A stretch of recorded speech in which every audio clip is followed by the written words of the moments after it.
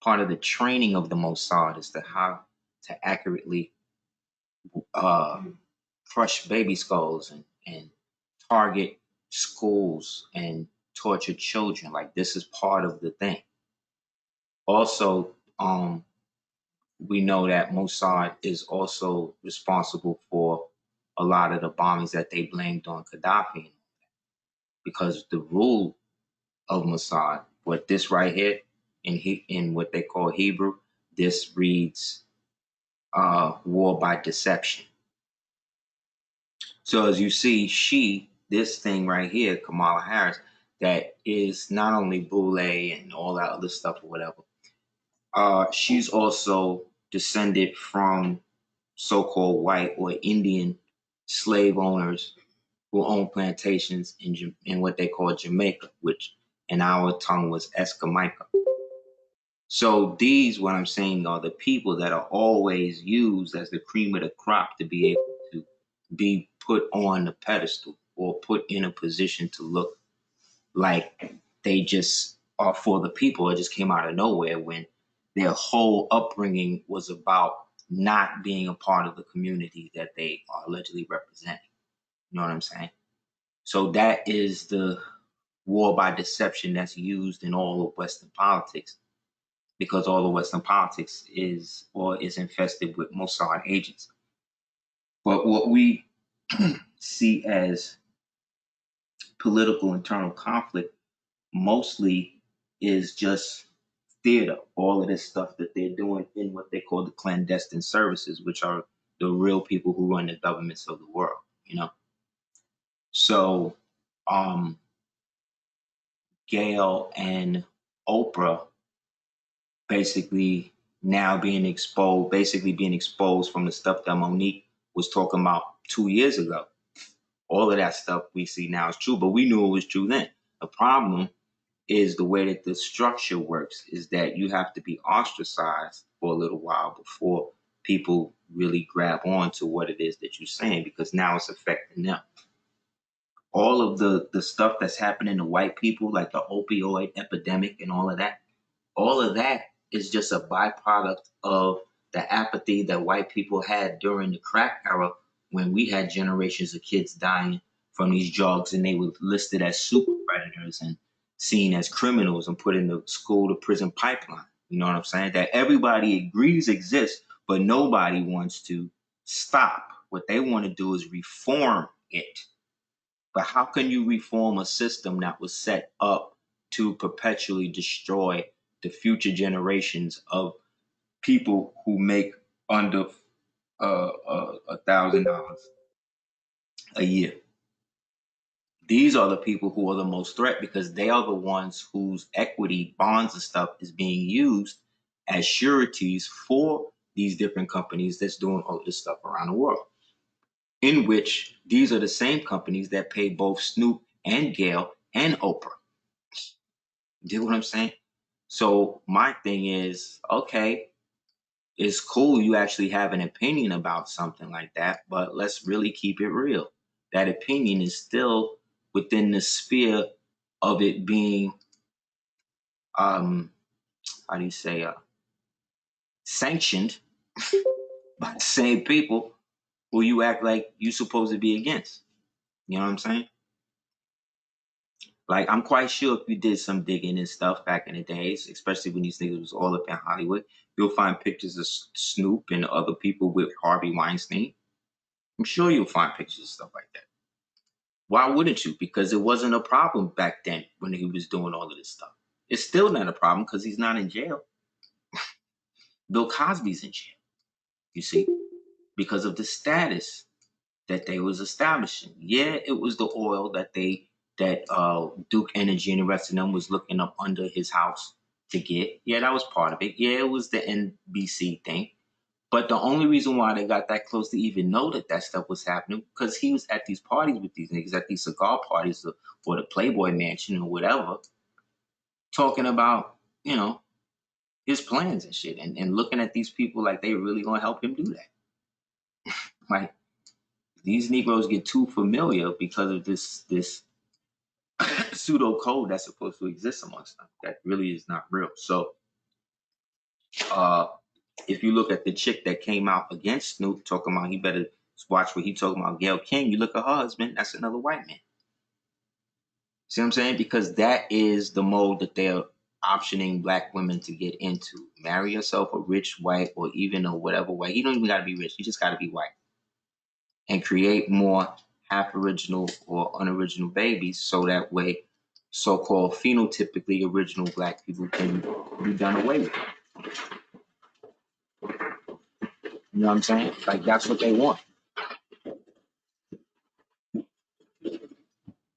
You know, they want everybody to be a neutrinoid or to be beige and all of the original people, and that's how they want to destroy racism. But that's racist. The way that they want to destroy racism is racist. Yeah, Susan Rice. That's what I'm saying. Been married to an old white woman because she's connected. I think that's Condoleezza's sister. And you know how they get down. They break these mayors, M-A, not M-A-Y-O-R-S, but M-A-R-E-S, because that's how they treat these hoes. They made them like that to breed with these dudes. And then only be black when it comes to that. Kamala Harris then locked all these black men up over the years. Now she on TV pandering, talking about how she used to smoke weed and listen to Dr. Dre. Like, that's what I'm saying. You understand? This was a picture. And so what I'm talking about in the relationship and how things go, you got to understand that you're dealing with people that's playing chess, not checkers. And in that, you play both sides against the middle. This was the American Nazi Party under Richard Rockwell at a Nation of Islam meeting prior to the treaty being made between them and the Nazis. This was also opened up the door for H.L. Hunt, the guy from Hunt's Ketchup, to be one of the benefactors for the Nation of Islam. You know what I'm saying? Which is why you never really heard about no heavy Muslims being lynched and all that back in the days, because Malcolm X, he even talked about it. Malcolm X was one of the people who went to negotiate the deal. So this is documented fact. This ain't it's not like they superimpose these niggas in the front. These niggas was that because at the time, the Nazi Party and the NOI have the same agenda, which is to segregate and have their own society for their own people. But you got to remember, the Nazis lost the war. The white Confederates lost the war. See what I'm saying? So when the Nazis came over here under Operation Paperclip, their connections to the old American Nazi Party has its old roots in the Wolfenstaffer, which was the SS. So this is what helped a lot of them come here to America and be able to raise Hitler Youth in what we today call neo-Nazism. You understand? So all them American boys that went over there to die in World War I, World War II, and that fake war, they just brought all of the rich ones and the ones that they needed to do technology and stuff and just brought them over here and put them in the United States government. And then their children went on into higher positions in government and state and entertainment, you see? And so all of this comes together in the military industrial complex, which then translates into the entertainment industrial complex. And then both work together in a place called Iron Mountain or Lookout Mountain. Right. NASA is the face of that. DARPA is what NASA purports to be, but DARPA is the real NASA. NASA is a Hebrew word. Again, remember I told you, the Hebrews, the Jews is running this. NASA is a Hebrew word that means like non-existent or a lie or like a fiction. Now, that's what I mean in Hebrew. You dig?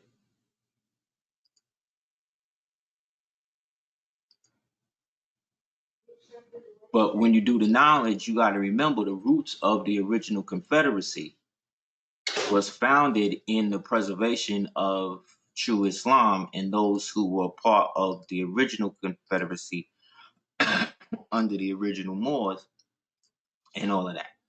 And they were still rocking up into the early 1900s.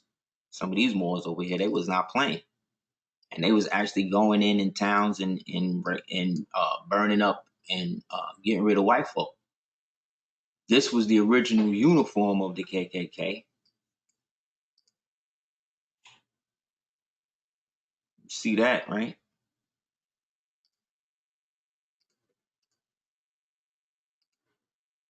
We look at that. You know what that is?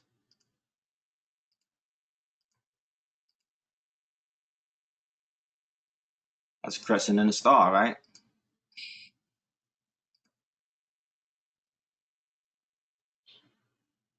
Exactly. But that's a crescent and a star. So when we talk about the original Confederacy of the so-called Black Cherokee and stuff like that, these was all of the people that was against Rome, because the reality was that we were fighting against Rome over here. For whatever reason, King Abdullah Ezagal, or El Zagal El, sold the kingdom to Isabella the way that he did. They applied that sale to the actual people, and then pursued the trade rights or the trade routes back over here, and then strive to set up a system where they could perpetually establish their rule over us, or at least annex us to their rule. But there was other factors in the way. One such factor, going back, the reason why also when we look at the climate, like you can talk about 1492 and all of that, but like what else was happening during that time? Because in some regions of the world, the empire was expanding exponentially at the same time that this is happening. And they're pushing the boundaries of the Moorish Empire. So the time that these kingdoms and these Moorish places is established, when we try to reestablish connection with the Moors over here,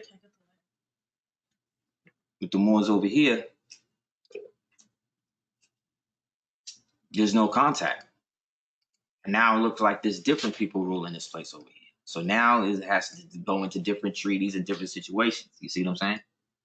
This is how, when the United States was trying to reform itself, the Sultan wound up stealing the ships, because wound up hijacking the ships, because it took so long for Washington and them to get the permission or set up whatever the scheme they needed to set up to establish the government. You know what I'm saying? So they had to get everything in place. So by the time they start speaking to the Sultan again, they could do whatever. So the only way that they was able to do that is by taking control. Okay. So during that period,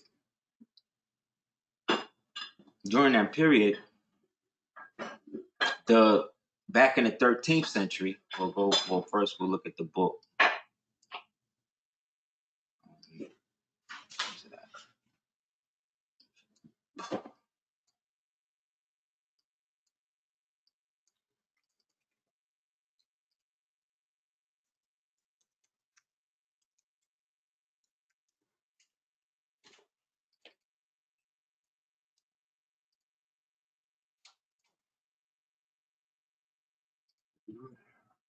Second.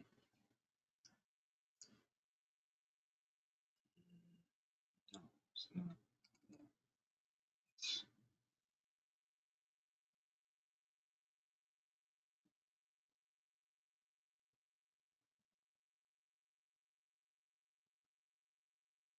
Give me 1 second. Okay.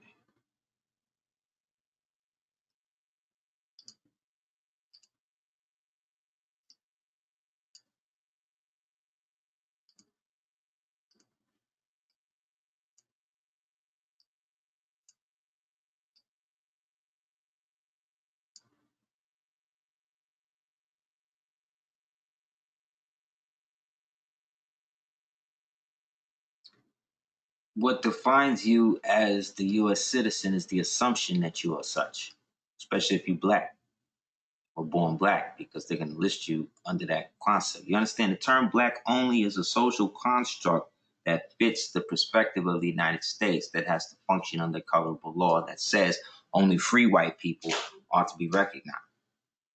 Therefore, under that assumption, only white people then can be citizens. But the term white itself as a word of art can only exist within a specific definition. So when we look up the definition at law, it says to be white, you have to be descended from one of the original peoples of North Africa, right? Now, does George Bush look like he's from North Africa? But he's listed as that. Does any other Caucasian person that's going by the designation of white to do that look like they from North Africa? No. But at one time, they were all captives of North Africans. And those North Africans are Northwest Americans. You understand? You just can't go by the perception of what they perceive North Africa, whatever to be. So when we talk about the Asiatic strain, we're talking about the original peoples and our connection as the global empire. One of that coming in the 13th century from the conquest of Peru, Mexico, Bogota, Natchez, Talamanco in the 13th century by the Mongols. Now, we've never heard about this story. We never heard about these things. We never heard about America being invaded by basically Genghis Khan, right? We never heard about that. But we did hear the people like Noble Jew Ali refer to us as Asiatic and stuff like that, right? We did hear that. We did hear people like Honorable Elijah Muhammad referred to as the original Asiatic black man, right? We did hear that.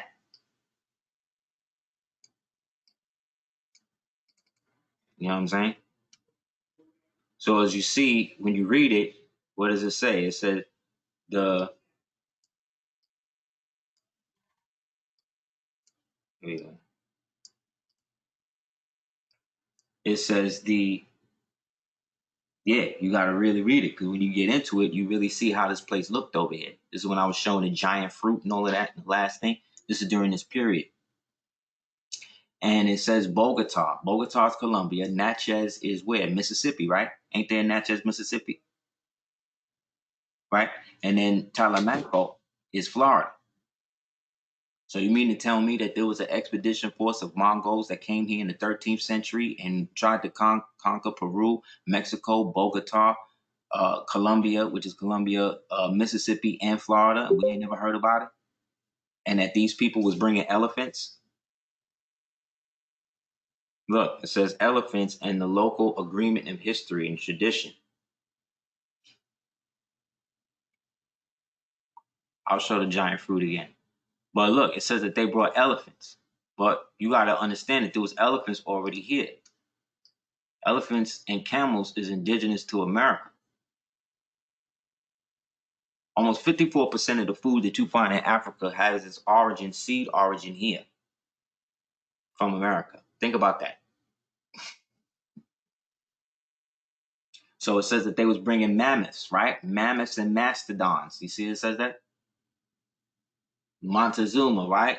The grandeur of the Incas and of Montezuma. I remember Montezuma was a Moor. We proved that. And the quadrupeds supported the continent, the wild elephants in America. You see what I'm saying?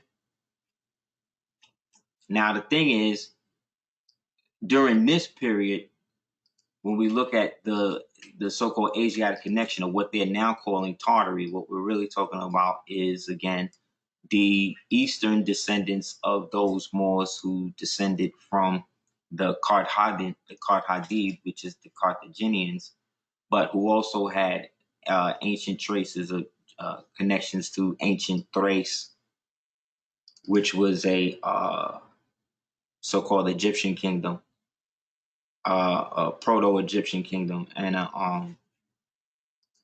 a dwelling place of giants. I showed that in the Barbarian Tartarian joint. But the thing is, they hid the word China,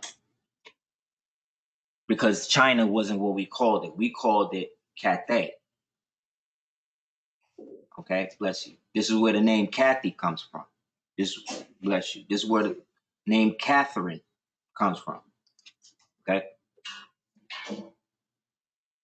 This is from one of the expansions stories dealing with what's his name? Cathay being China, and China and Cathay, and their connection with the Moors. Days in the caps, days in red with caps much like Ifuits but greater. He added that he had offered the king to the church, and that were many both sexes and boom, boom, boom.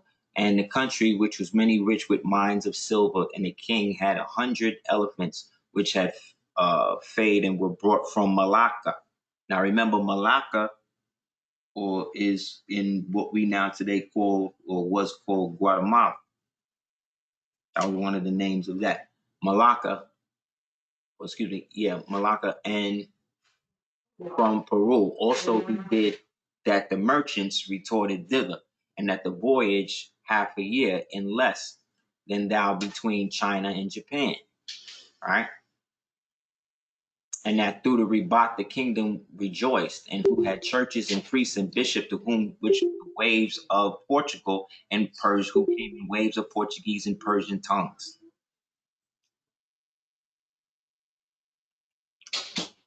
Yes, the great against the Hittite distinguished Cathay from China in reports, and left us the letter the date that Paquin the seat in royal China in 1602, and that he blameth the double era of maps from both making China larger than it is, and for adjoining to the fame it questioned the kingdom of Cathay, whereas faith he China and Sana and Cathay in Paquin where now is Kambalu.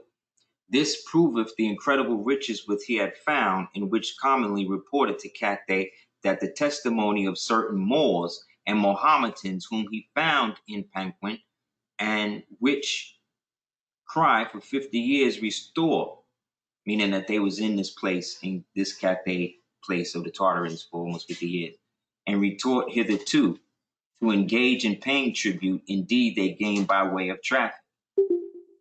And to the king's coffers, who they sustaineth them and theirs, meaning that they was in league with the king. The Moors was in the league with the kings of Cathay.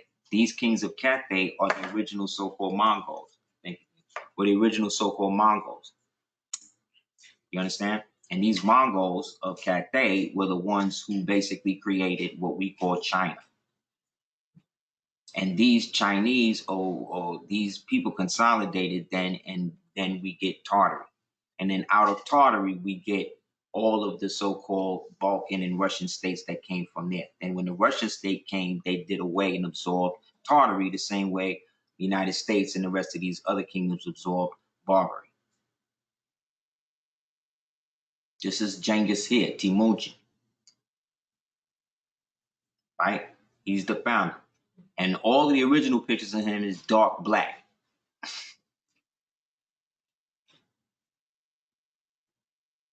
So here we see the relationship between Persia, the Moors, and Tartary.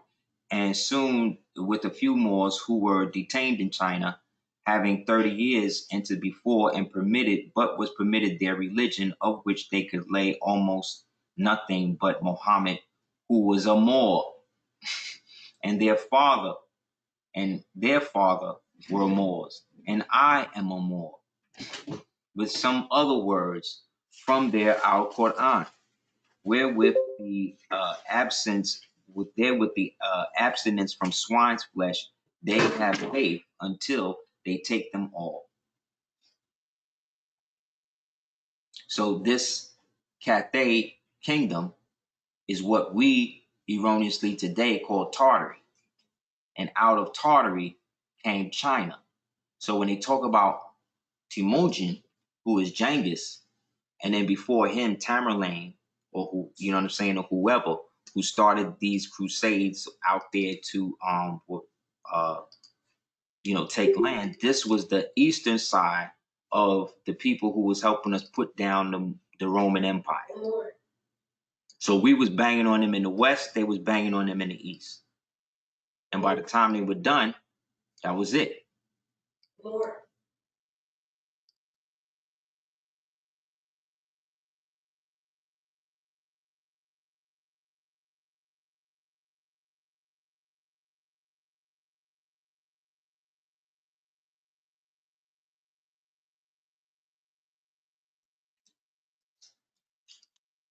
You know what I'm saying?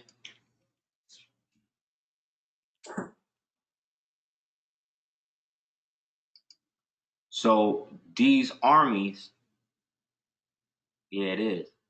And sometimes you'll see them Moors with these, like, they look like the old, like the dudes that used to run with the rickshaws. You'll see Moors in those as well. Those like type of um, round straw hats. So we banged on them on both sides of the world, and then we basically met up in the middle.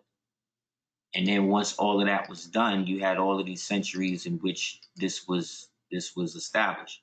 And so trading posts and things like that between the two empires was working. This is what led to the founding, long-lasting relationship between the Song Empire and the Moors, and so forth and so on. So while we had a caliphate or a sultanate, right? They would have what's called a khanate, but the khanates were more draconian. You know what I'm saying? You couldn't mess up too much in that. And that's how they ran it. But on both sides, the Moors were the ones who were making it happen. So get the book Golden Trade of the Moor, and you'll see that this is why we can have dominions in these different places, due to the fact of us establishing the dominion.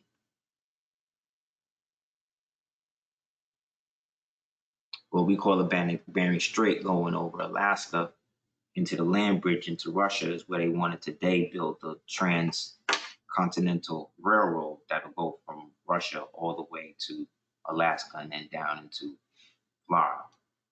Basically a railroad all the way from Florida all the way up to New York, and then from New York into Canada, and from Canada to Alaska, and then from Alaska into the bridge into what's, I guess, Russia.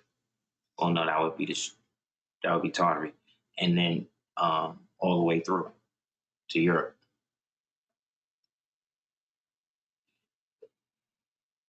So this was the side of the east. So this is where the Asiatic thing comes from. So the Golden Horde was the region comprising what of now Russia and Europe, formed with the Western Mongol Empire in the middle of when? The 13th century. Whatever happened. So during this expansion from the 13th century to the end of the 14th century, this is what also weakened us.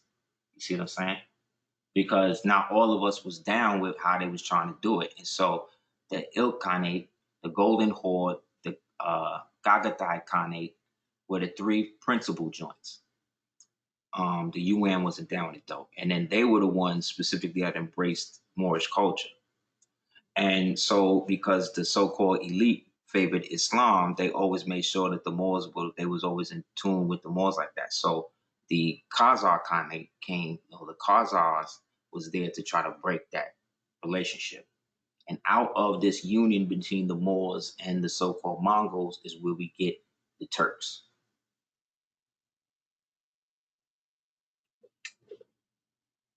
Because they're all descendants, again, of these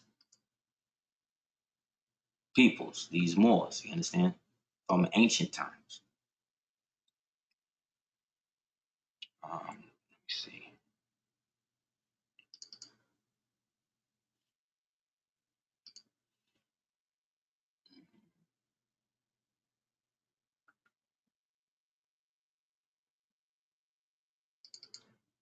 Another example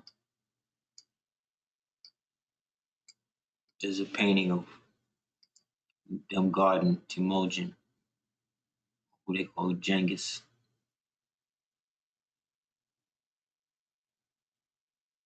So again, us rebelling and fighting against their expansion somewhat weakened us over here. So in the midst of this, the trading post that we'll call the Vatican, that was left of those Romans who were basically eunuchs, who were there to expand.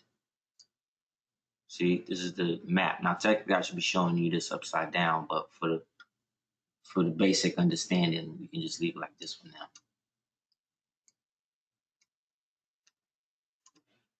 This was the map they was using. So as you can see, it's Islamic. We got Turkish maps going back even longer than this.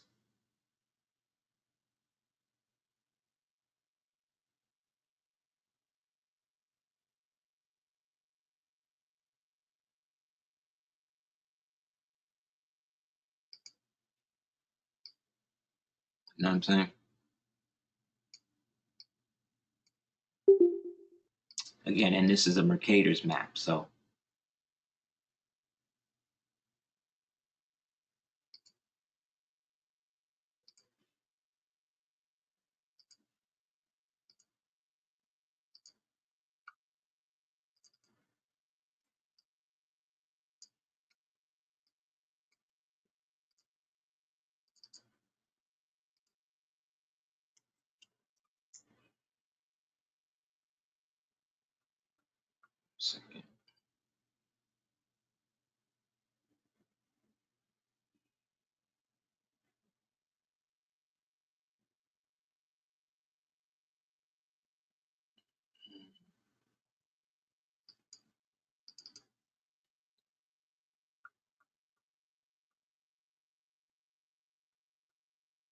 Second, guys.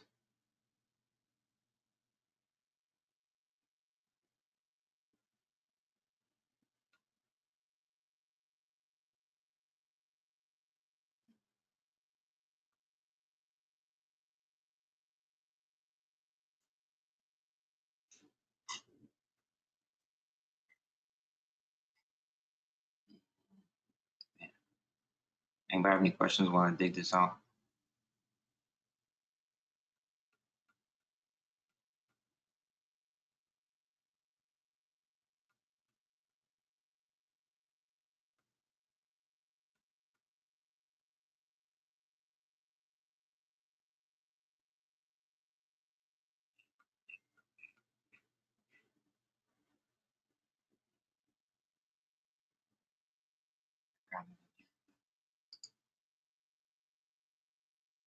Let me see. A Mercator map that was done by, the Ottomans and Morocco. What was the relationship between the Ottomans and Morocco? Because of my studies, the Ottomans tried to stop Morocco from being independent in antiquity. The relationship with the Moors and Turks is like the relationship between the Eels and Bays. You know what I mean? It's just that more people of the Turkish line were more Bays because they have more of the, like I said, that Asiatic strain from the Far East. So they had all of that popping. So they were more warlike, where the Moroccans were just as warlike, but the difference is they would carry more of the sacred teachings with them, whereas the Turks were more used for the enforcement of those teachings. You know what I'm saying? So when we look at the old maps, like in the exotic map of the United States, we'll see that Turkey is in what's now today North Carolina. North Carolina back in the days was Catawba country. You know what I'm saying? And in Catawba country, they that was also a place where it was another part of the trade route. So you had so many monsters, so many Moors in this side of the world that all of that had to be done away with because they wanted to implement the new way that they wanted to do stuff, which was following the European model of institution and making things happen and law. Because our law over here made us rulers over them because they were the ones being persecuted in their land. You know what I'm saying? So they had to do something to come here. The other thing is they'll always show us the image of the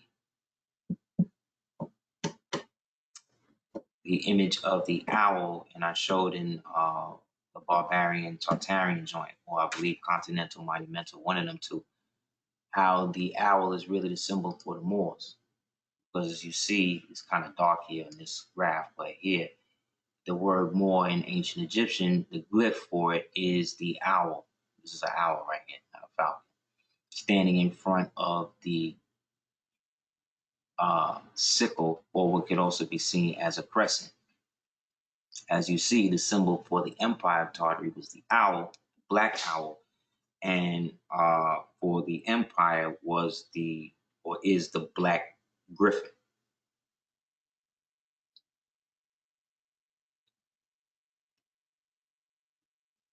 Again, showing in dominion. The Tatars of Russia alone respected the owls because of Genghis, their great leader, was saved by an owl. After a fierce, hard battle, Khan and his men fled the battlefield and hid beneath a tree, and the owl landed in branches above. When the enemy forces came upon a tree, they avoided it because they feared the owl. The Tatars wore owl plumes in their heads from that point on. You see? But taking it further back, this was one of the ancient decors that was left there during the old Thracian period, during the time that China or ancient China was called Thrace, so the Thracians was running it. That place in the Bible, if we look at it in the Bible, it was called Turin. But that's not what we call China. And as you see, they depicted the Moors in the fezzes. These are the same people today. If I show you a picture of the Turk, it look the same way. It's just that they were darker.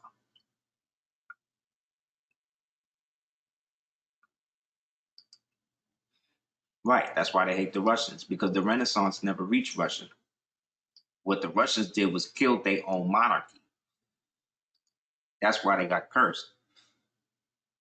is they killed Tsar Nichols and them, but they had no right to do that. The people that killed them was the people usurping Stalin and them, and they was all Jews, Khazarian Jews trying to destroy what was left of the relationship between the Tsars and Ethiopia. Because remember, at this time, back and then, during the time of Nichols, going back to Peter the Great, all of that was being ran by Moors, because Peter the Great was a Moor.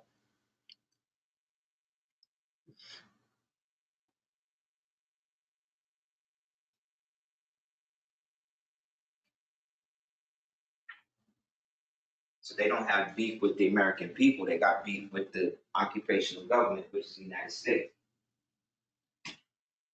So what the United States does make you feel like if you're not a United States citizen, then somehow or another you can't be here. But that's not the case if you're actually born here and have a nationality outside of what it is they've assumed you have. Because the Moorish American nationality now brings you to the aspect of history that can't be overlooked or put into the back, because just like every culture has their history here, Moorish Americans have a history here in America, and it differs than everybody else. So remember, I told y'all about the Castratos in Hollywood. And I did a joint called the Breakaway Society, and I talked about how they call them strats, and a lot of the Freemasons, part of the high degrees is that they gild you and, you know, cut your balls off or get you to do it ceremonially or whatever. Or, you know, switch the sex on you, but then you look whatever you look like. So recently the chick, let me see.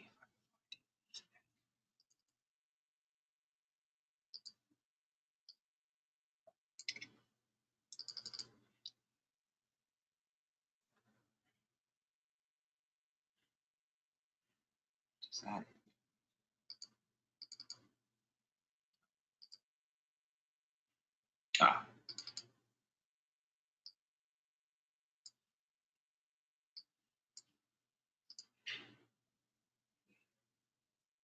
exactly. The first time I saw him fully naked, I thought he was deformed intersex. Harvey Weinstein has no testicles and appears to have a vagina, rape accusers testify. Now, the thing is, this is why he's where he's at, and probably Bill is where he's at. Because that's a mystic thing for them. You know what I'm saying? Mhm. That's a mystic, like, situation for them to be in. Now, remember, I told you all of this stuff, at least on the intelligence side, is being run through the Mossad, right? Now, who was the biggest Mossad agent in the United States besides Rahm Emanuel? Based on the news. They didn't tell you he was a Mossad agent, but they used his name.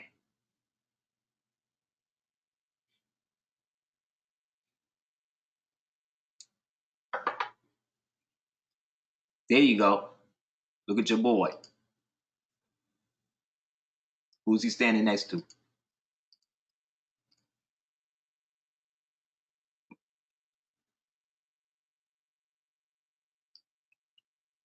There you go. On Epstein Island, on the Lolita Express, is where they used to bring the politicians out to get them in the honeypots and have them have the sex rituals and get them on tape and do all of the depraved stuff.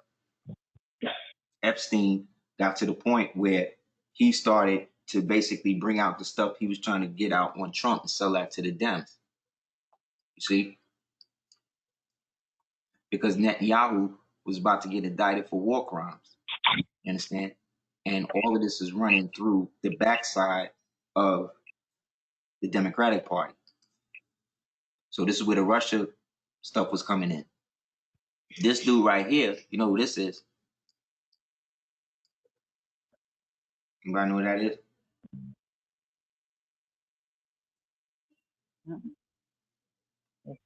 There you go.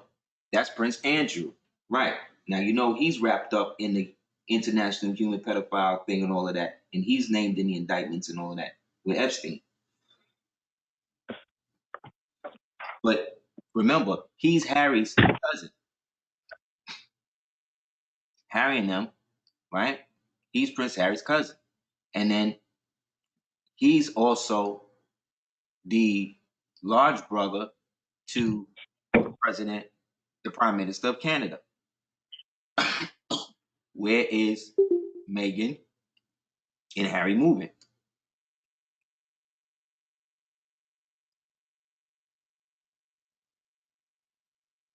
Can you hear me? Right, they're moving to Canada because of the extradition. Because now that Brexit happened, all of the international stuff, that treaties that protected the pedophiles in the royal family, all that's dead now. Now they all could be sued internationally and stuff like that. So they got to get it together because the Queen of England is still wanted in Australia for killing all them children, or disappearing all them children.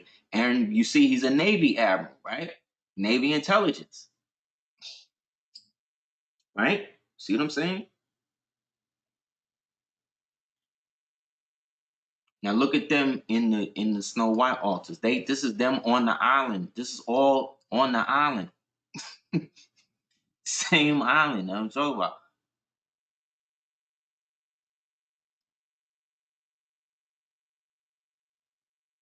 Yes, yes. It's in Canada, right?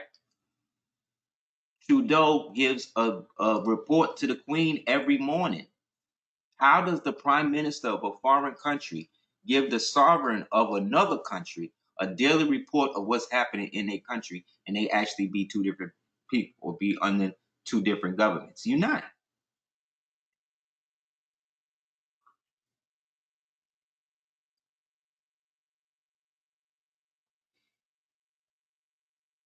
Yeah, and they were Mohawk children.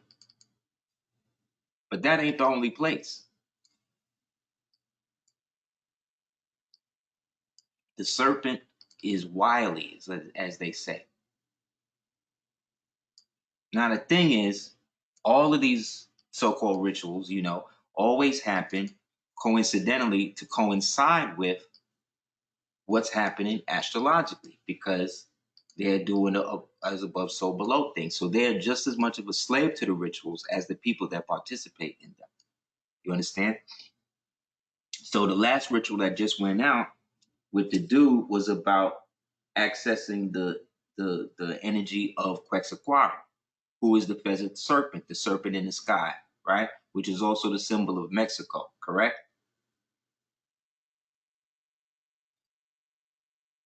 Right? Which is also a symbol of the flag of old Montezuma in them, right? Now, when you do the zonal reconstruction of where this accident allegedly occurred, we would see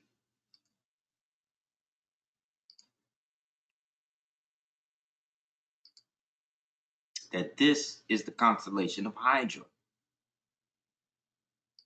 Hydra falls in this portion of the sky, and this is where the crash allegedly happened. So it happened allegedly in this area right here.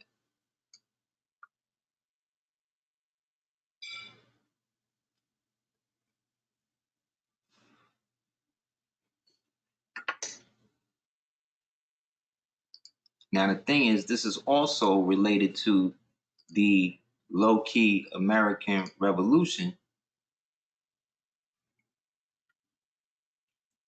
due to this.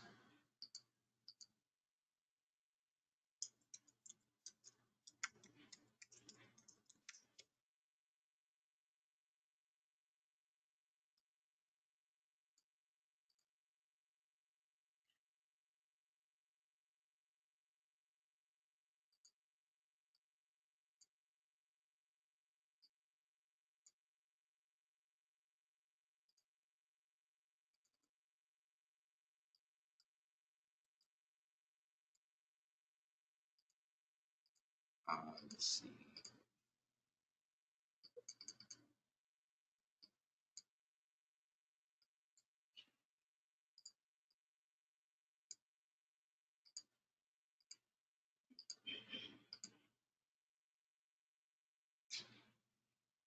Yeah, this is what I'm saying. This is how it's maintained and how people provide the backdrop for them.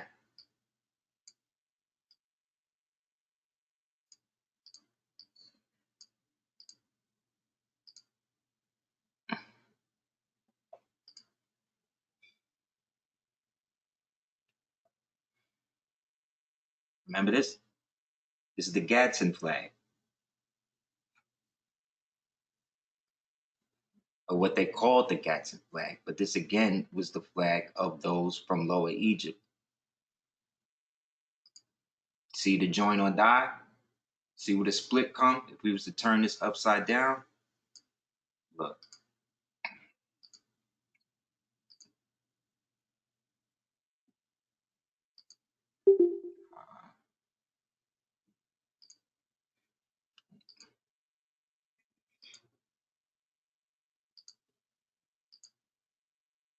Look.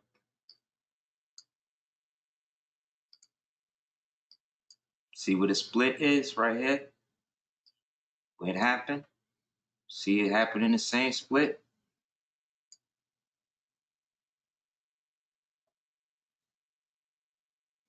Right between where? New York and New Jersey. Isn't Bloomberg running for president? Where he from?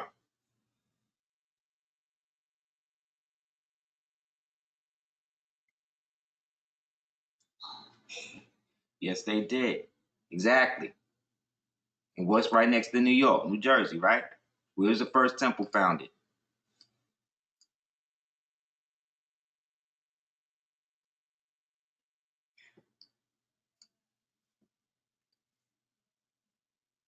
Exactly. So astrologically, this all happening around the situation that's also happening revolving around all of what's going on in the Empire State. This is where they're really running the country from. Where is Trump running country from? Is he running it from the White House? Or is he running it from Trump Tower?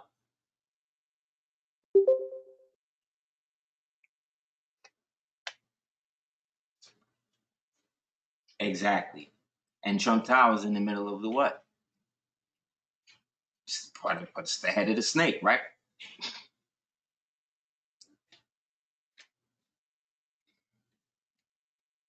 The midway point.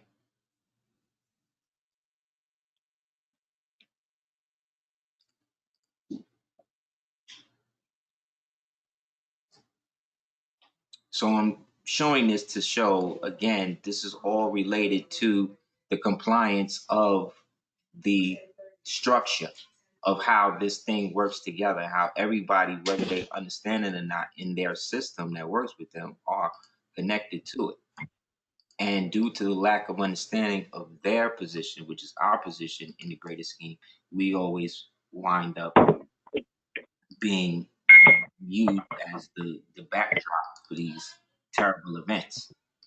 But all of these events have their beginnings in the structural beginning of the fall of our empire that happened to coincide with not only major disasters, but major upheavals in their societies.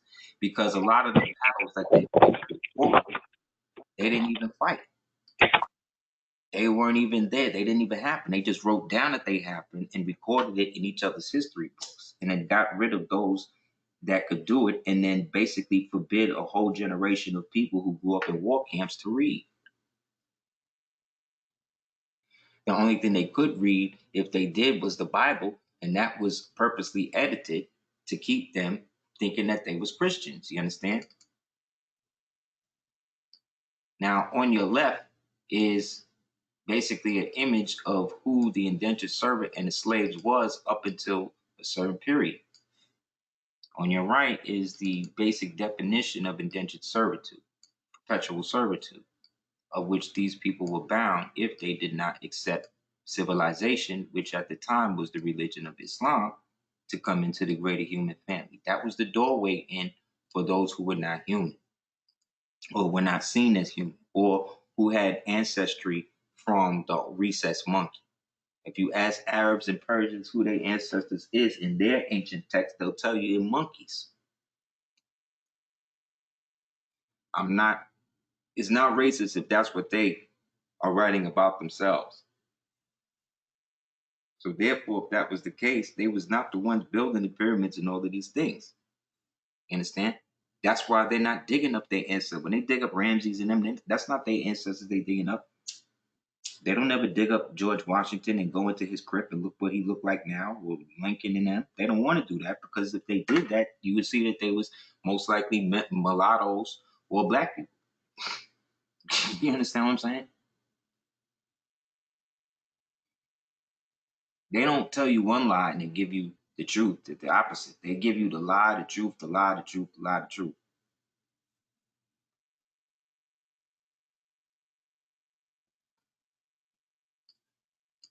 So in this, look, Moorish merchant of Mecca with his Caucasian slave.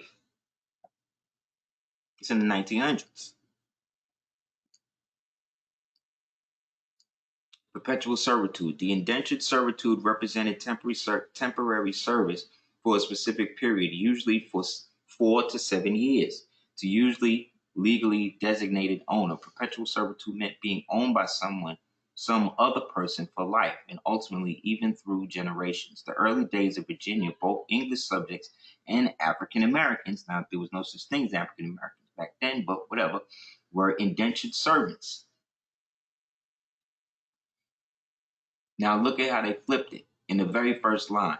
Indentured servitude represented temporary service for a specified period, usually from 4 to 7 years, to a legally designated owner. Boom.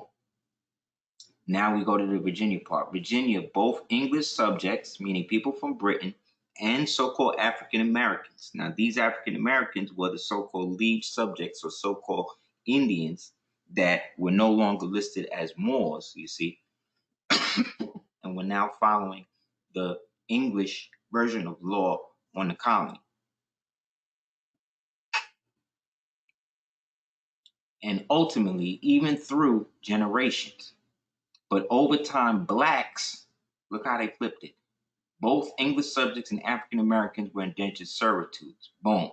But over time, blacks would be subjected to perpetual servitude as chattel. So it shows you right there in one sentence, they took you from African American to black. But at the time that they're talking about, the term African American didn't exist. So who were they talking about? That were being put under indentured servitude with the English subjects.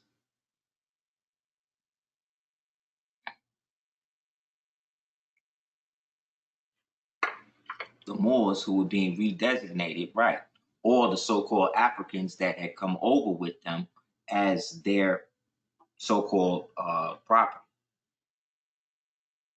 But in that, blacks then became that, defined as movable property from their powerful masters without legal rights of any kind. So once they got the so-called Moors in a position to be black, that's when they brought the hammer down and started piling up all these different laws that would allow them never to actually come from under them. You understand? We know that, but we're still suffering from that perspective now. But all of that had nothing to do with American law. All of that law came from this. Okay?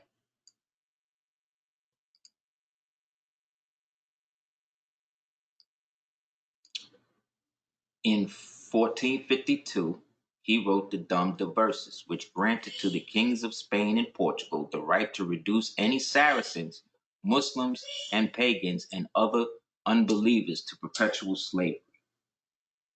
Okay? Because up until this time, the people who were under perpetual indentured servitude or perpetual slavery was these people. You see what I'm saying? So now, because they want to come over here and re-annex this place and put it back under Rome, this is now established. So in 1452, in the Dummy Diverses, 1452, it says that you will be perpetual servitude. You understand what that means. You wonder why we're being murdered for nothing. This is why. Big up. Found this on Facebook or whatever. But this is where the term dummy comes from. You understand? Or dumb. Or to be made dumb. Or dumb, deaf, and blind. You dig?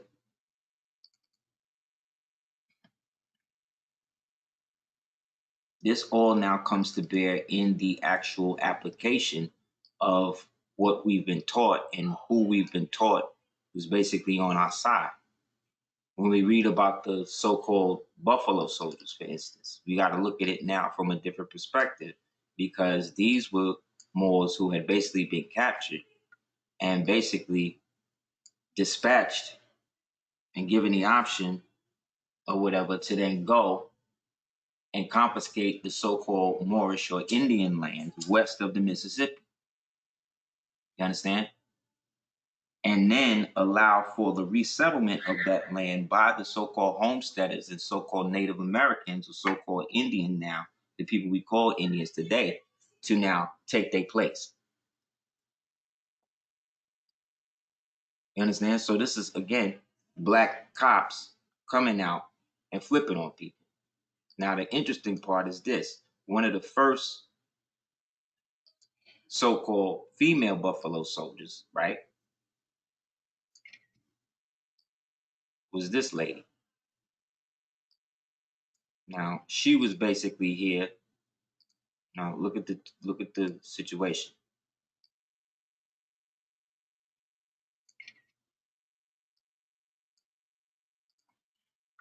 This would be, let's say, Queen Khalifa or those Apache Moors on the right. And then on the left, you get people like this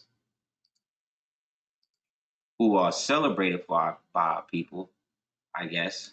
But when we really do the knowledge, these are the people who are stealing the land from them. This the indigenous Moor. Look, the untold story. Look at her name. Cathay Williams. Or William Cathay. Which one is it? The first female Buffalo Soldier, but if you look at her, she look kind of like a dude, right? But look at the name, Cathay. Now, wasn't we just talking about Cathay? Cathay was the ancient kingdom of the Eurasians, Tartarian Moors that was in league, but then sought their chance to come over here after they found Moors was born to the dumb diverses. And then we repelled them between the 13th century with the help of the Malian Moors, Abu Bakari and them, who came over and then settled all up and down the Mississippi. Isn't that where they say that the Abu Bakari and them went?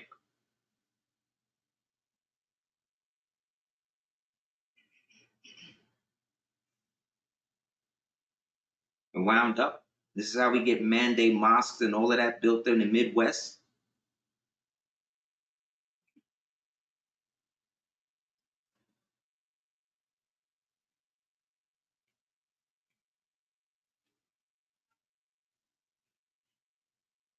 The land of what we call California was still considered ancient Mauritania. You know what I'm saying? It was still considered that.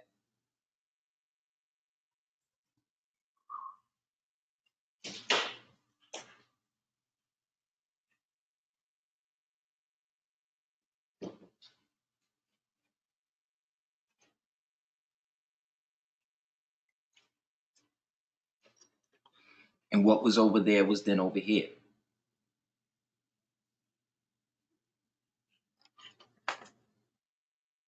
They was all there basically preparing for whatever was happening, what was left of the invasion force of Genghis. And that's how all of these wild people wound up in the East.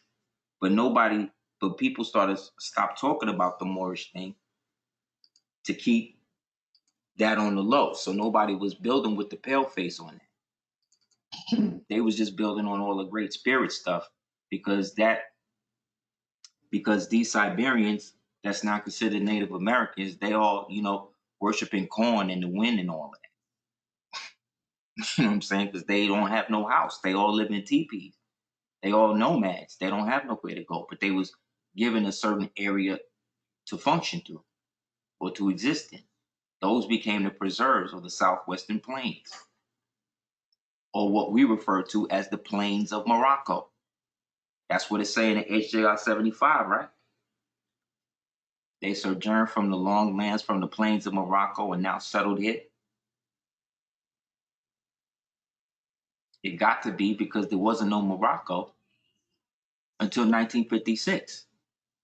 And that HJR 75 was in 1933. So what Morocco plays they talk about?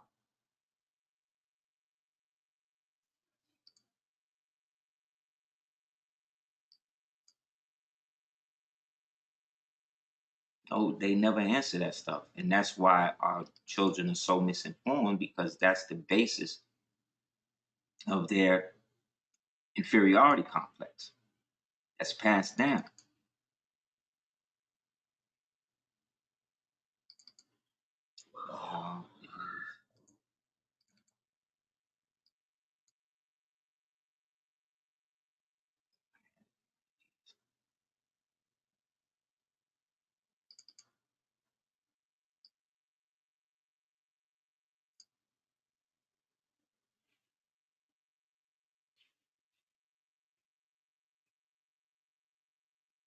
Question is, what happened to the Moors who knew the law and declared their nationality?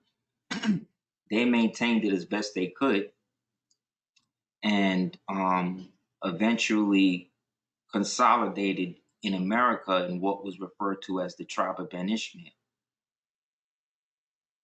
and then created a migratory system by which they would travel through the different states and reconnect with those Moors. They was also referred to as the Gypsies of Mississippi. And they were a confederation of different Moors from different tribes from all over. These were the founding fathers of the different carnivals that would take place in the different cities in which they would, reestablish what they was doing. The first people to do the carnivals was the Alabama's.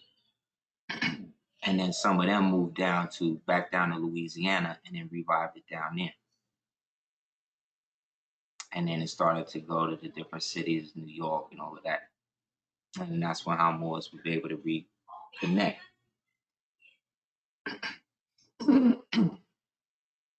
And so then the foreign Moors started seeing that happening. And then they started doing their Caribbean thing. You see what I'm saying? And then, the white people and everybody just merged it all together.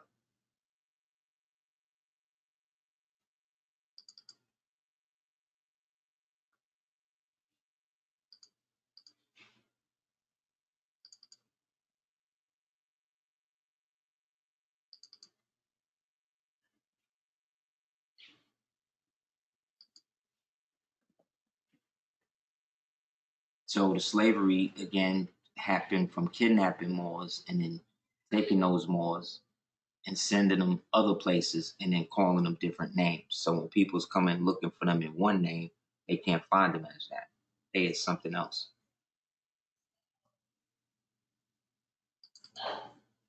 You understand? And then this became the norm. So by the time the third, let's say, generation of this happening is going on, it become the norm for people to start brutalizing and doing all the stuff they're doing to them. Because we also cut off from any other Moors with knowledge of themselves or whatever. That's now doing business and stuff overseas and they getting caught up in all of that nonsense.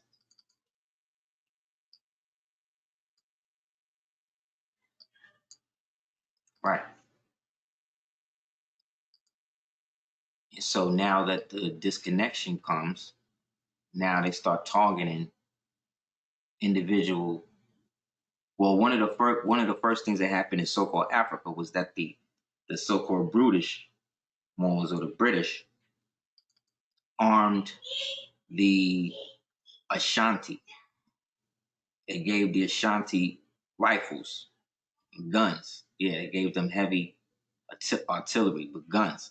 And then the Ashanti was then sent in league with the British to go and take control of the lower tribes that didn't have that type of technology. And then they were then brought to the coast, and then they were now traded to the Portuguese to be soldiers or whatever, or galley slaves or whatever, through the Portuguese Christianization of the African king Alfonso, who took the name after the Portuguese king. So I forget his African name, but he became Christian, adopted Alfonso in honor of the Christian King Alfonso that he felt a connection to, and then pledged the soldiers from his kingdom to help them get rid of the rest of the Moors and take their stuff. And then both of them came over here to then wage war and then take our stuff. And then we beat a lot of them back. And while that was happening, this is when we get softened up, because again, we still reeling from what happened with Genghis and them, with the invasion. You know what I'm saying? So from that point, they start bringing the slaves in. You see in the movie Gangs in New York, they bring the slaves in off the boat. The white people give them guns, give them whatever, and then send them to go to the Civil War to fight against us. You see what I'm saying?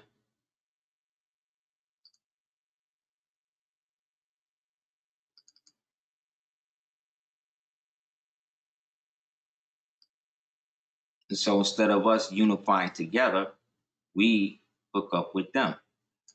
Here's an example. I was talking about the giant fruit.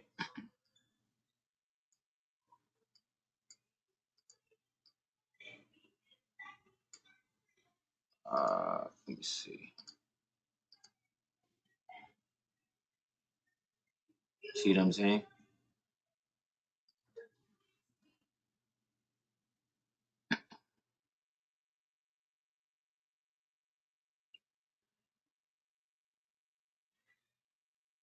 Remember, we was giants over here. So all this GMO fruit they talking about, we had the technology. See these things in the back? Showed this before in the other joints. You used to see these in old cartoons too. You don't see them no more, but they took all of this down because they didn't know how to use none of it. That's why they freaked out when Tesla was freaking it, because he was just bringing back what was shut down when they made us all stupid, because we was the ones that knew how to work this. Everybody who knew how to work this technology, they lynched. All them pictures, a lot of them pictures that they just saying is regular farmers, these people was inventors. These are the people, the emperors and the kings that was living in these places. Remember, they all just came over from boats with Europe. So how they wound up with thousands of dollars to set up businesses off of olive oil when they could barely read? Like, what are you talking about? Look at this. This is what was going on. This is all built by your ancestors, the descendants of those people who descended from those people who were Peruvians and ancient Thracians and all that. They eventually created all of this stuff. We wound up moving it for no pyramids and stuff, and we would go to those places during ceremonial situations. Look.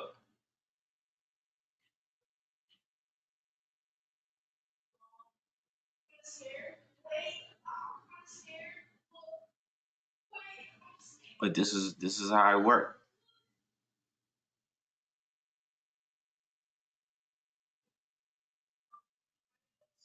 Yes, it is.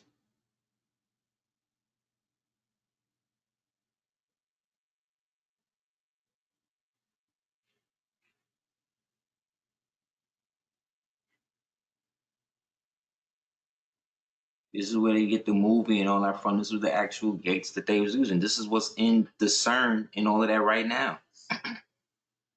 But when the white people do it, it's real. When we do it, we just talking stuff. We just making this stuff up. but they can't build none of this again. The stuff that they doing now is totally based on the operation model, but it has no structure and no basis in spirituality. Therefore, it's all opened up and ready to be destroyed at any second.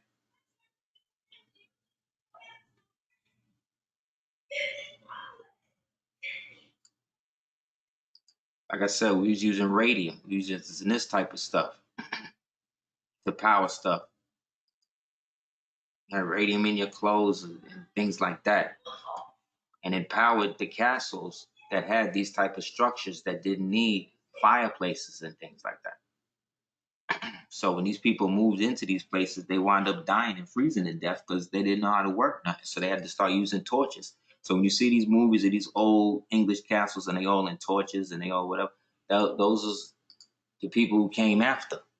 Because the people who actually lived there was in these giant places. That stuff was mad. They was mad hot because they was black people. There's no place on the planet that you can go and find an Aboriginal, Caucasian, or Indian or whatever person. It's always going to be the darkest person, even in Alaska, even in Antarctica. Matthew Henson proved that. And he allegedly is Taraji P. Henson's grandfather, great-grandfather. So you tell me what's going on.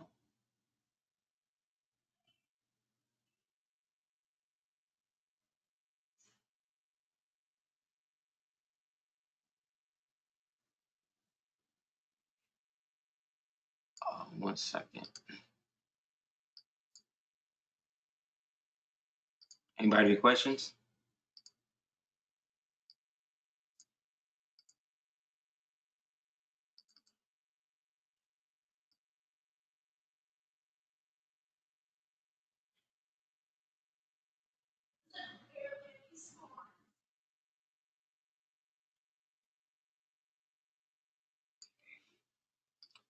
So these buildings that you see all over the world, that we look at just as like regular parliament buildings or whatever, what we're not understanding is that these are old so-called buildings or whatever, but they're actually mosques.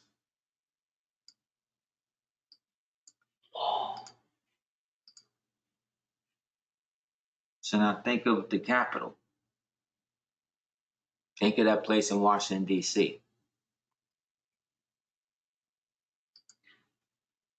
See, they'd be having it in our face of what these structures actually are, but we'd be so caught up in what they history say it is that we don't understand that it's all built on the original. Like, look at this. This is what's under all of that. They built this on top of that. This thing go down, down, down. Look. This is built on top of something. These people didn't have no connection to it yet. This was, so what I'm saying is that this mosque, which is what this was, is built on top of that. Because this is the so-called Moorish period that they speak about,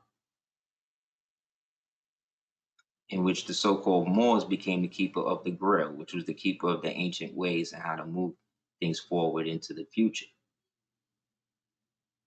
The science that brought them out of the Dark Ages. So to prove it even further, I read this last week, but I'll read it again. This is from the congressional record that is from the annexation of Texas, and they're debating it on the floor, how they're going to do it when they don't actually have real jurisdiction over the land. And one of the senators basically screams on the other one and calls him out because he's trying to base this on race. And he says that same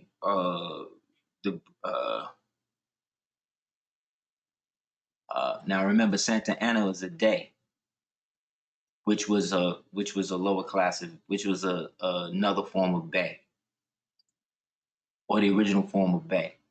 Or capture the solitary executions of Santa Ana will you from the war with Mexico. Santa Ana was but one breed of which Spanish American for the last 25 years has been teeming mother soldier. of fortune, who by the sword and by the musket have risen to supreme power, and by the sword and the musket ball have fallen from it. That breed is not extinct. He's talking about the real Moors. And very last, our intelligence from where Peru, right, tells us that one who has fallen there is Yobrai and Mina and Guerrero, and Santa Anna has fallen in Mexico, and that the same soil which produced them is yet fertile to produce others.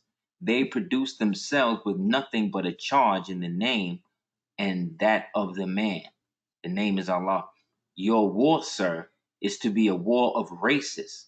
The Anglo-Saxon American pitted against the Moorish, Spanish, Mexican American, a war between the northern and southern halves of North America, from the Paramagundi to Panama.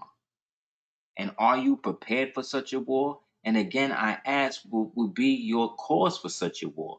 Aggression, conquest, and the reestablishment of slavery where it has been abolished? In that war, sir, the banner of freedom will be the banner of Mexico. And your banner, I blush to spark, will be the banner of slavery. And the banner of Mexico is what? What, y'all? The serpent, right? You see what I'm saying? See how it all go back to the same thing, man? How they run in the same situation to keep power, are running the same dirty ritual, and then building somebody up to then bring them down to earth. That's Icarus. They run into Icarus ritual, right? And who's doing it? Eunuchs. Straight eunuchs. Men with a penis and a vagina that's still willing to rape and is out here still raping people. But Bill Cosby's in jail. Why? Because Bill Cosby's supposed to know better. This is a picture of El Camino, king of Peru.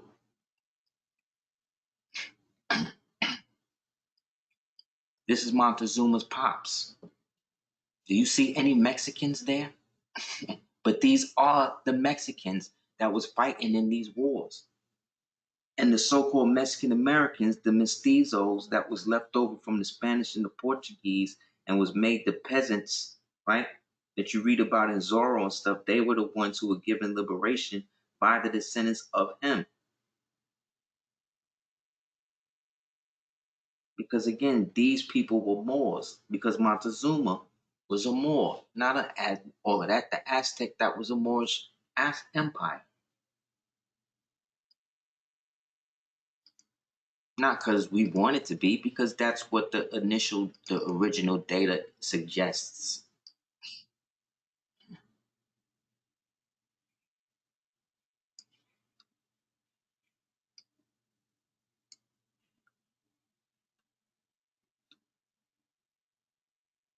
Look, this is an image. I showed this before, but I'll show it again. This is an image of Toussaint L'Ouverture, painting of him.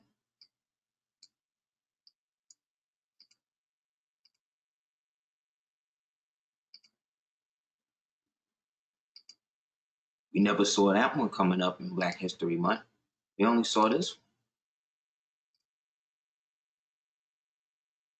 See what I'm saying?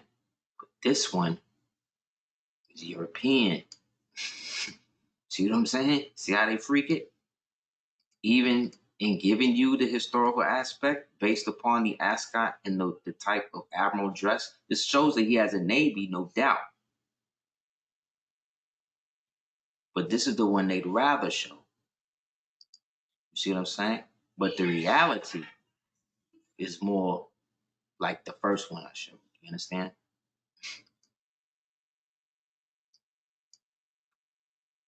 And so when we talk about the word slave, when it's applied to these people and these forces from back in these time periods, we got to remember that we're still talking about Moors. So they can't be slaves in that aspect, because we know as civilized people, we cannot assume another person's nationality or identity, because that is what has been done to us. So why would I try to be an African or African American when, as established as a Moorish American, I've established my identity? This is another image of Montezuma.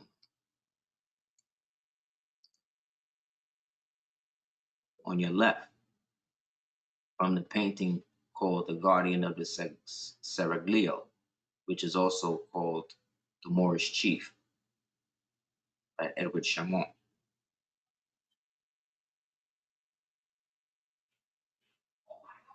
But as you can see, this is also a chief of the Rif, who also had residency at the Moorish Science Temple of America.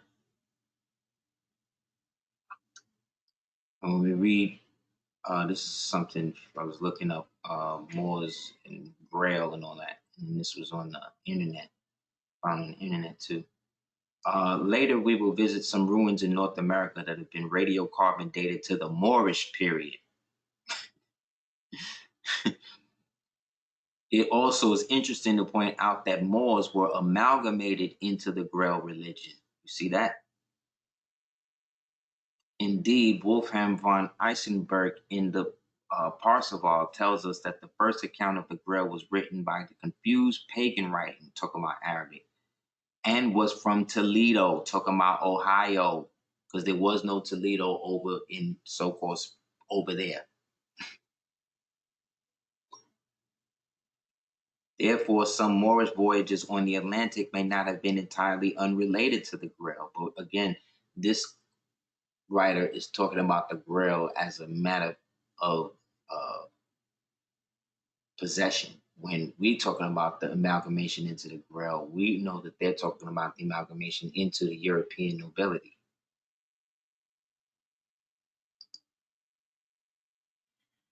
Yes.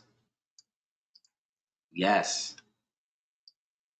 That's one of the Moorish secrets that they hide. And that's why he's in Philly. Because Philly was so-called Morocco, or the seat of the Empire of Morocco, the seat of the government. The painting of him is there. Painting of the government, the painting of this Moorish chief painting, the original is at Philadelphia. Philadelphia was the last capital of the United States prior to them moving into capital of the Republic before they moved to Washington, D.C., and then switched to government. So, of course, Montezuma was the last Moorish king to rule, or emperor to rule, North Central South America, see? And so naturally they should put his descendant, or a representation of him, in plain sight, where the last of that fell. Understand? So when we talk about the Inca and all these people, all of these is Moors. Yeah. All of these are original people from North Central and South America. We were talking about the Ottomans, right? But these were the Ottomans in these people I'm about to show you. This is what they look like up until the late 1800s. Let me see.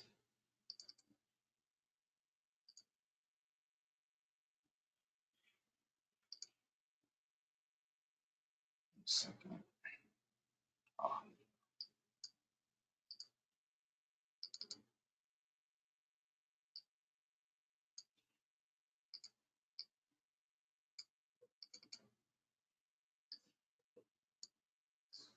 So you got a Turk, you got two Turks and a half Turk, the Washita, on the far right. I remember Turkey had the first mechanized army in the world, which is why they had dominion in that such a part section, because they were also descended from the ones who came over from, or descended from Cathay, which was ancient Tartary, which was ancient Carthage, which was ancient Turin, which was ancient Thrace. You see what I'm saying? Because they were the Moabites that went east.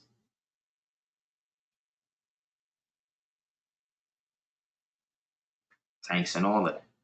So if this is what these people was then, how do we get people like this today? How you go from this in 1834 to this somebody like this in 2014? And then black people in 2014 now look at this and think that this is still the original. See what I'm saying? Genocide and straight lying. That's why Trump said they don't look like Indians to me. They don't look like any Indians I've ever seen.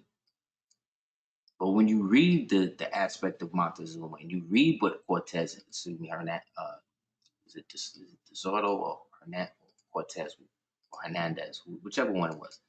When you read what he built on with them, what he built on what this man looked like, this is what he said. They want to turn it into some other steeds. They want to make them look Mexican and all this other type of stuff because that's how the people look there now. They got to sell what they done been killing people to believe for the past 100 years.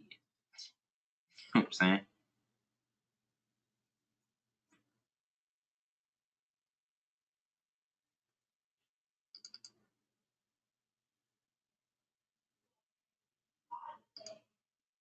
So again, Egypt is one thing. Ancient Egypt is something else. So the ancient Egyptians is the ones that's being dug up. The people that's living in Egypt today is the people that's dead.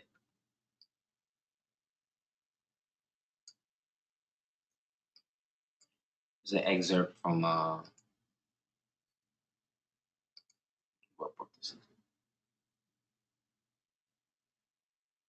Yeah, they all got them up there. All of this is based on because that's all Morocco was. Those Moorish flags flying all over the place. Now they became American flags. And they started to absorb everybody else into that. We just read in the thing who was really fighting. When you ever heard of the term, they didn't say Spanish Moorish, they said Moorish Spanish. Just like they called it Mauritania and referred to the Moorish peoples. The only people talking about Indians is Negroes. The only people talking about being slaves is Negroes, blacks, African Americans. And we already know who those people are. Those are the people who are called whatever they're being told they're called. I had seen in ancient records from the unveiled world's most explosive secret that Egypt had crossed the Atlantic Sea in ships more than 10,000 years before time of Christ. They had built the world's largest cities in South and Central America and in Mexico. They had united the city-states and the nation that stretched from Brazil to South America to Mexico and into Africa and broke the seal of the forbidden histories. I had found the writings and told how Egypt had built its most powerful empire and had been happening in the Americas. 3 of the world's most powerful religions had come out of Egypt, and now the most fearful secret was uncovered. So again, if this is happening and it was done by the ancient Egyptians, they talking about the Moors. That's us. Because I just showed you the word Moor in ancient Egypt and in what they call Tartary and in what we call so-called Barbary. So more. Everything else is fiction. Anybody have any last questions before we close out?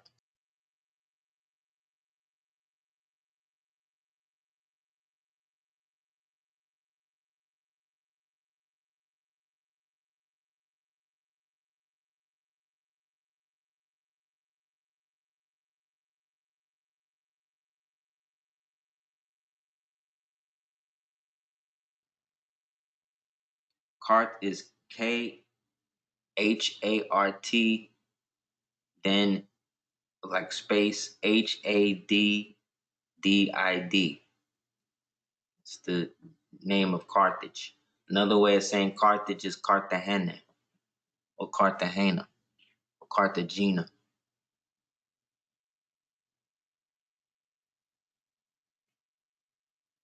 Yeah, what allodial rights are and why they're not spoken of in this society.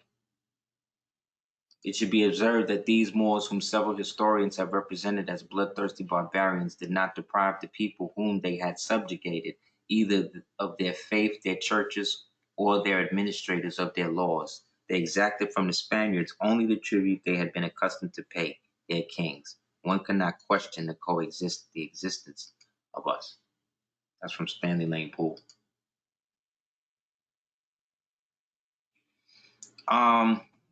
Not that I know of, but you should definitely compare if you go to each temple. I used to the time I could go to different temples, go to different ones, or just get different Qurans from different temples and do a comparison just in case.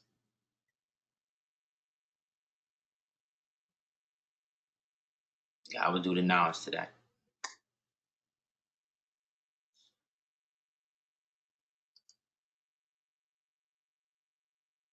Anybody else?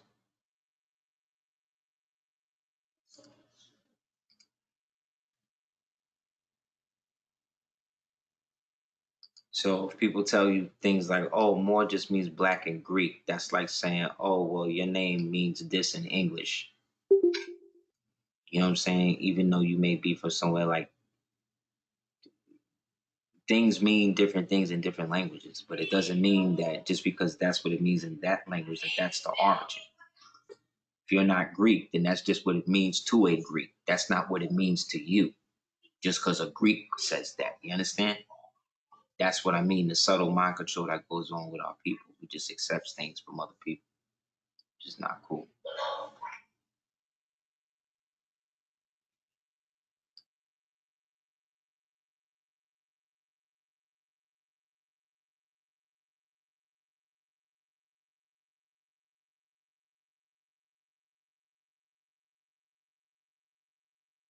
The brother asked the question, who is the Mossad and who is Brexit?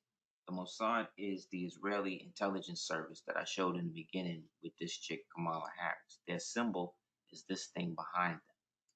This says their motto is war by deception. And like I said, they are the Jewish wing of the Jesuits of the fourth bow. These are the hardcore Nazi killer type mind control pedophile guys that think that what they're doing is normal because this is the world that they agree that they're in. And every person, Gail King and these people, over these people, they work for this guy. And they have handlers like Epstein, Leo Cohen, Rahm Emanuel, you know what I'm saying? Michael Bloomberg, Zuckerberg, Charles Schumer, these type of people that have been long-term implants that have been running this game from the beginning. This is how they run stuff. And this is age-old practice of taking somebody foreign and then bringing them into native, another land and then putting them over the native people. When we did it, we at least allowed people to maintain their own religion. But again, we're the only people on the world that have been subjugated to adopt whatever the ruling people want us to be. And that's what's really killing us. That's where the disunity and all that stuff is really coming from. But nobody really wants to deal with that because then, we'd have to do something about it. So, anybody else before we go?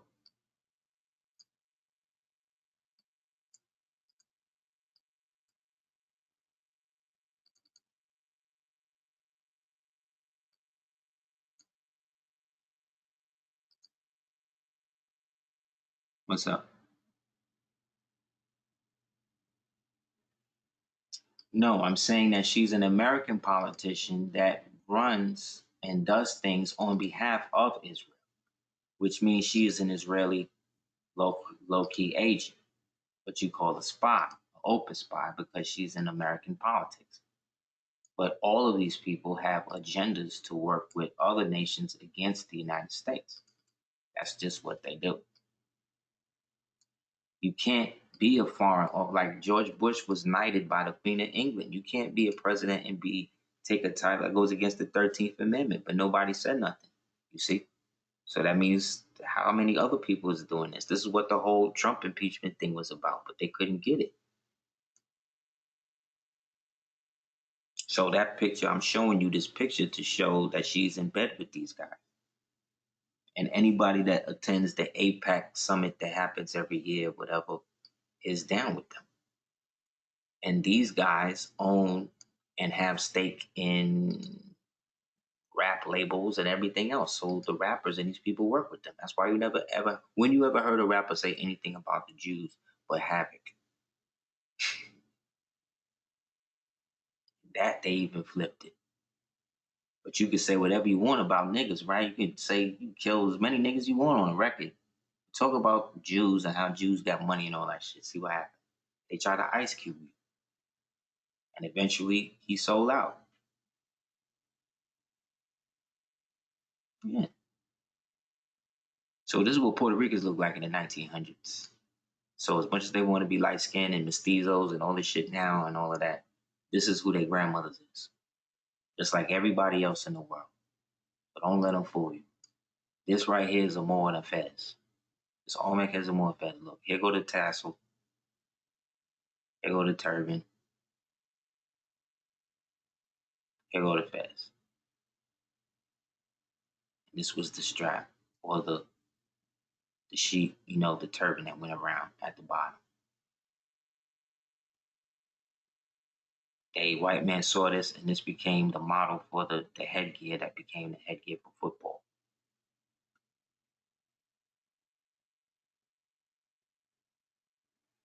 Latin, definitely. Spanish, and then everything else. But Latin first and foremost, I think, because it's distinct from everybody else on the planet.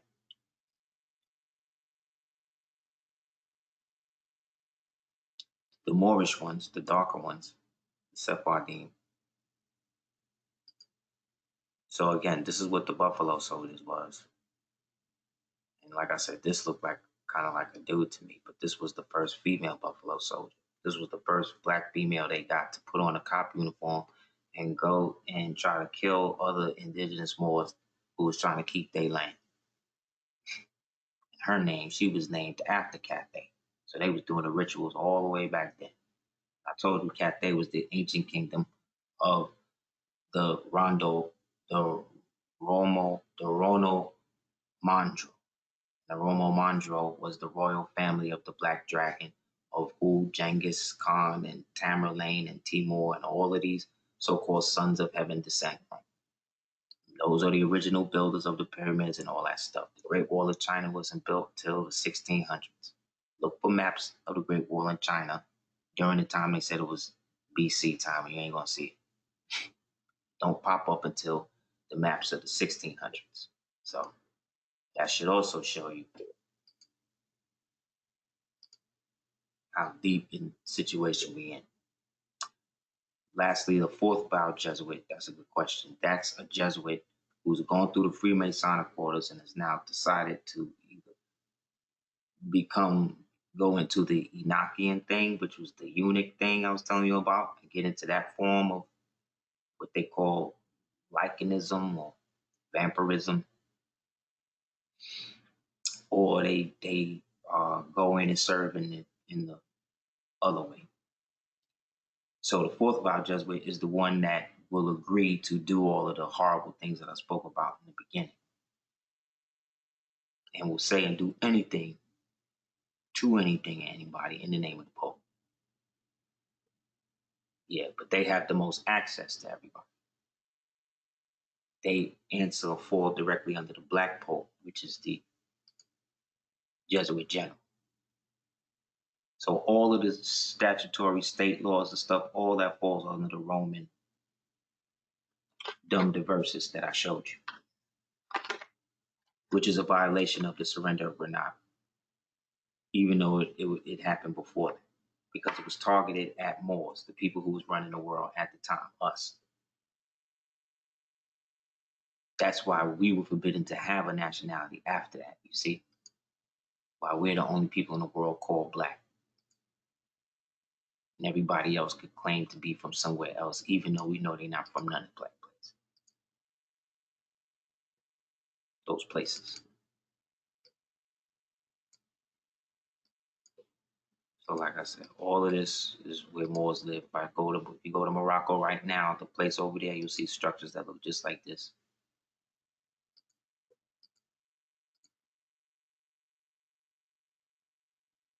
It's where we used to live and all that. And then when we moved out, the Indians moved in and just set up torches and stuff because they didn't know how to build none of it. And then when the Paleface came, he started making deals with them, knowing that they wasn't really from there. And then eventually kicked them out.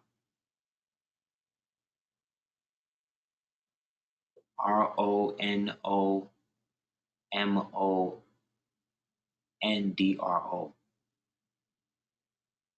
Something like that.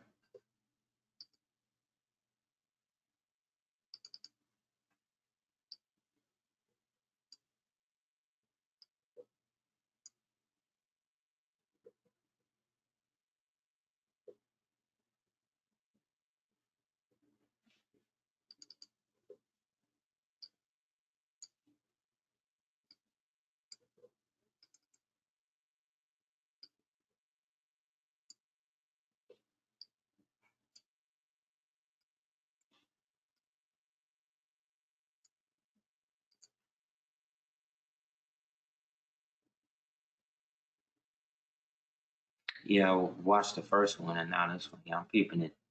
It's a fluff piece to make the Vatican seem less dirty or to seem like interesting or modern and shit. But it's, it's good because it shows how disgusting they are. So this was the uniform that your ancestors was wearing defending your homes and your castles and pyramids and stuff over here during the Civil War. Again, this is Toussaint L'Ouverture, and the oldest paintings they have. So even the black African American Negro ADOS people, they got their own European Freemasonic version of what happened to keep this part of the whole story thing. That's why the Declaration of Nationality and going through all of that is the best way to usurp that stuff.